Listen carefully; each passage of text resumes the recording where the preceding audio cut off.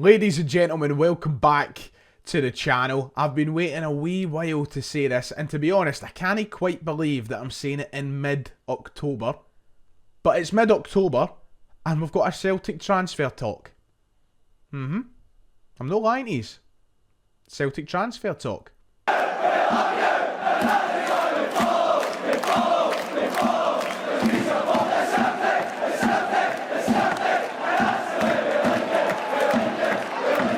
If you haven't already, please make sure to hit like and subscribe. It would be much appreciated.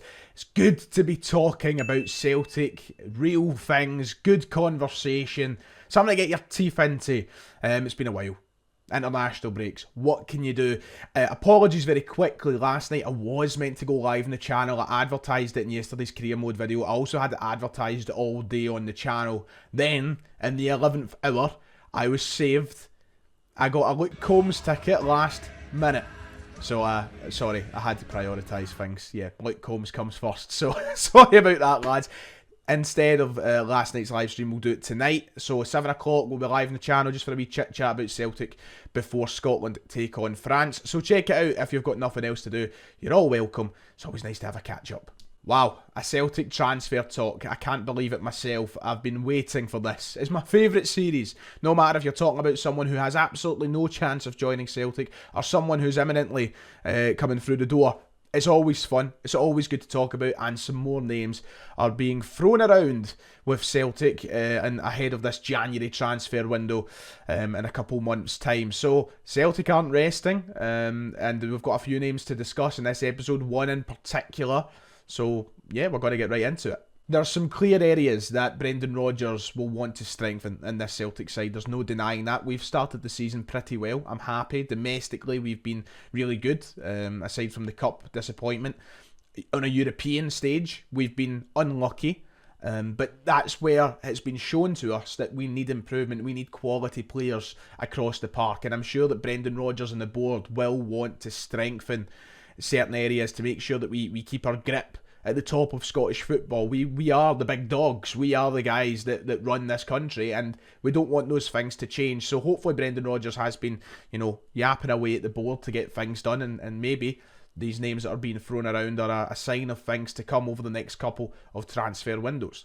It was reported late last night by the Daily Record that Celtic are keeping tabs and interested in Real Madrid backup goalkeeper Ondrej Lunin, who has been looking for a move away from the club apparently, due to the fact he's not seeing an awful lot of first-team football. This was the article put up by the Record last night. They said that Record Sport understands the Ukraine international is one of several shot stoppers that the Celtic scouting team are watching and doing ongoing analysis on. Spanish sources claim that Celtic had an interest in a 24-year-old in the last window, but Real were reluctant to do business at the time because he was wearing the gloves. He was the starting goalkeeper for the first 2 games of the season. That was the report put out by Scott Burns and the Daily Record. Lunin reportedly very frustrated. He started the season in goals.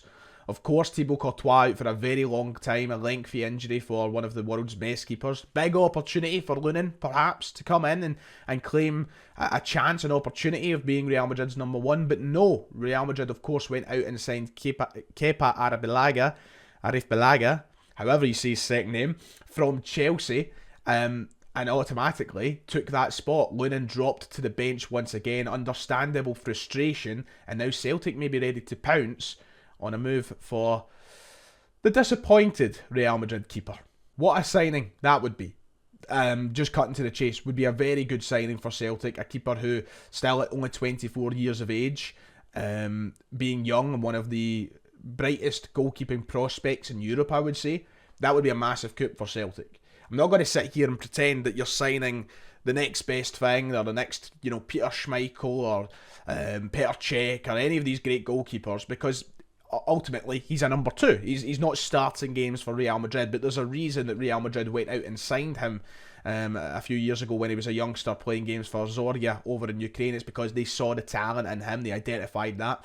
And back then, there was probably a plan in place for him to maybe be the successor to Thibaut Courtois.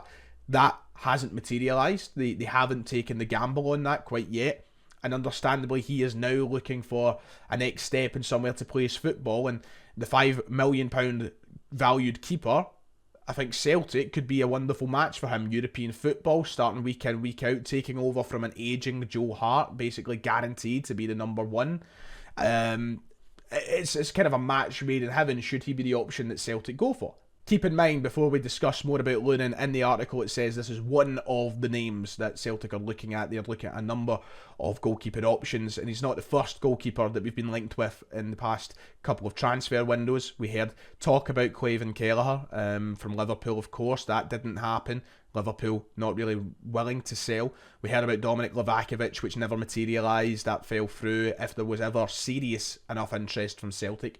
And now we're hearing about Lunin. But what I will say is, it's ambitious thinking from the club if they are seriously interested in these goalkeepers. It's not exactly names that I, as a Celtic fan, would have expected to see us linked with. Livakovic, the number one for Croatia, who is one of the best goalkeepers in Europe after that World Cup. Lunin, someone at Real Madrid, and Kelleher, someone at Liverpool. These aren't the names I expected Celtic to be linked with, but it's nice to see that if that's the kind of pool that we're in and around for these goalkeepers, that it seems to be a higher class pool of talent.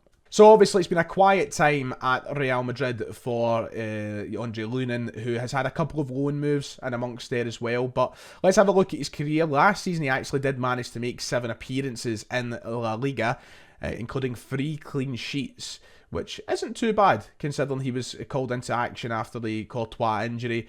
His overall career hasn't been bad at all either. I mean, it's been difficult for him, obviously, being that backup option at Real Madrid. But if you look here, when he was at Zoria, 36 competitive appearances, keeping 10 clean sheets.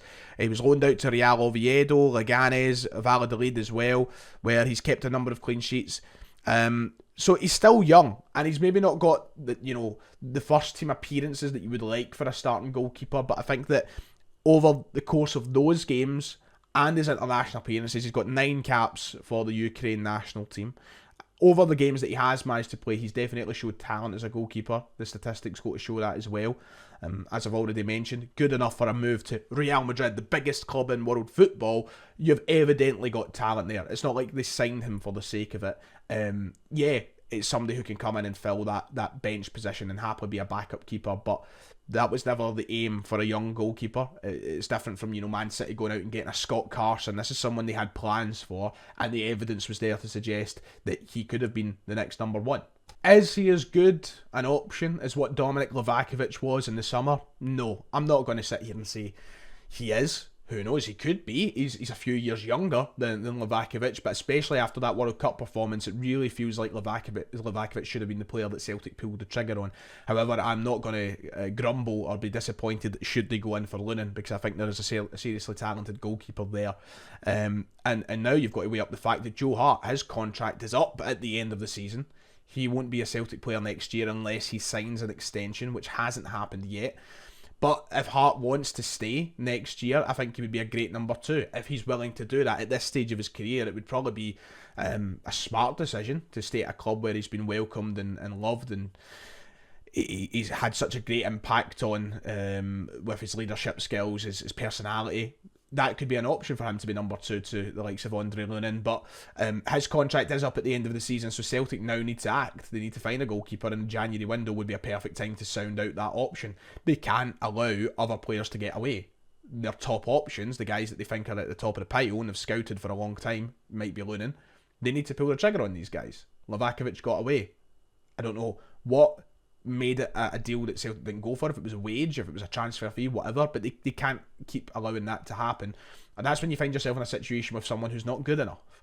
I think Lunin would be good enough, so we'll see how this develops over the next few weeks or months. For as much as it means, with his very little appearances, he's only played, 2 games this season. He got the gloves for the first couple of games. He managed to save 89% of shots that he faced. 8 saves, 9 shots. That's from this season. Last season, his save percentage does drop down into the 60s. But you go back and it's up there. In 21-22, across his 7 games that he managed to rack up then, he got a 78%. That's from his kind of first team career at Real Madrid. So he's a good goalkeeper. And one thing about Ukraine, I'll say, is getting those 9 caps is an impressive feat, because they're a team that have 2 or 3 strong goalkeepers as well. I think that Trubin is the regular number 1. So to get appearances when you've got someone like Trubin in there as well, that's impressive. I'm not going to once again sit here and pretend that I watch them week in, week out for whoever they play for, but yeah.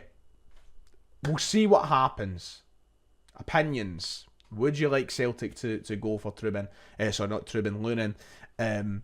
Or is this just a nonsensical piece of news? Who knows? We'll wait and see. Let me know your opinions below. However, it's not the only player that we've been linked with in recent weeks. Celtic have also been linked with another South Korean prospect. It was broken by a South Korean news outlet, Footballist, a few weeks ago. This is it from the tabloids over here. Celtic interested in the player Young Ho Yeon. Celtic monitoring the South Korean star as hoops eye another K-League swoop. Only 23 years of age. We're apparently looking at him. One of these ones that, once again, we'll just watch how it develops. If there's anything more that emerges, I'll talk about it on the channel. But for now, it looks as though it's just a scouting situation. So, who knows, maybe another South Korean player to come to Celtic to follow the likes of Oh, Kwon and Yang. And that's it. That'll do it for today. For this video anyway, as I said, I will be live later on for a little bit of a catch-up. But as for the transfer talk, that's as far as it goes today. We'll see how the story of Andre Lunin develops, see if there's anything more that comes out towards the January window. But long may the transfer rumours continue. It's the bread and butter. It pays my wages. So if you've enjoyed, make sure to hit like and subscribe. It would be much appreciated. And I'll see you all next time.